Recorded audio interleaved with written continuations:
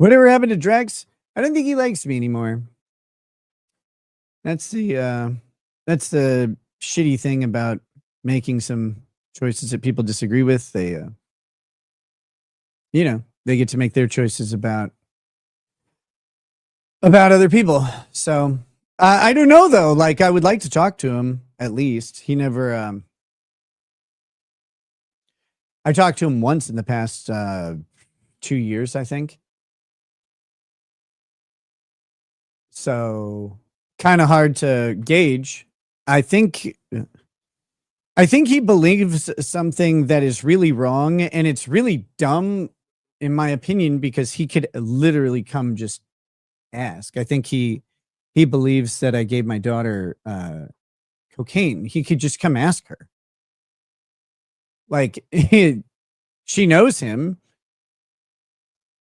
She's talked to him 1,000 times. So he could just come ask. And she'd tell him, no, like that's insane. So he can ask all the kids. I don't care. I know what they'd tell him. I know what they told. Same thing they told the county. They've never seen or done or been exposed to drugs in any way. Yeah, Mephisto, I know. He's not going to. I've been through this with Drex before. Yeah, there's some misunderstanding. I guess I keep seeing it with with my case, particularly with my daughter. People keep saying that the child endangerment charge was dropped because of the plea agreement and nothing else, which is not true. The state wasn't interested in pursuing the child endangerment charge. That was the first thing they said. We're dropping child endangerment and the gun charge in the plea negotiations. That was, they're like, we'll get rid of those. No worries. It's like, all right, thanks. And that was because they really didn't have a way to put the guns in the same place as the drugs. And same thing with the children, because they had drugs in a safe in a back room, and they didn't have anything else by them. No kids and no guns. They didn't have any information on how to do that or whatever. So they dropped those charges. As far as the test, people are like, oh, well, they only dropped the charges on the test because of this. We were never charged based on the positive test. The positive test was not part of the child endangerment charge. At the time we were charged, they didn't know. They ordered the test, but they did not know the results of the test and wouldn't for, about 10 days, something like that. So we were never charged for it at all. It was never pursued in any capacity. So it was never, it wasn't dismissed out by a plea deal or some plea agreement or anything like that. They didn't bring it up ever.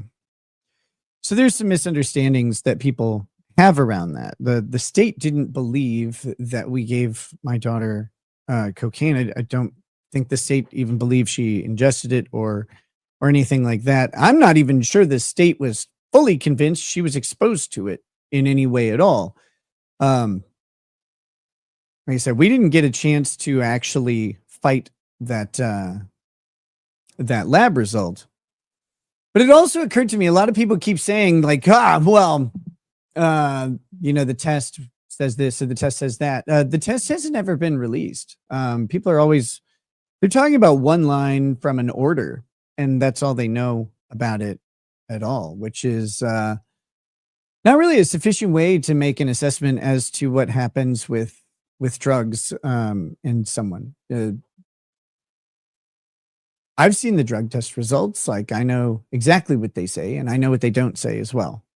So it's an interesting thing because it's how these sort of things get they grow and morph into something that they aren't, and they just become part of the zeitgeist around a particular issue. And it's really, that part's kind of interesting for what it's worth. I mean, it's just my life, and it's just a thing, a horrible thing that people think I did that I didn't do.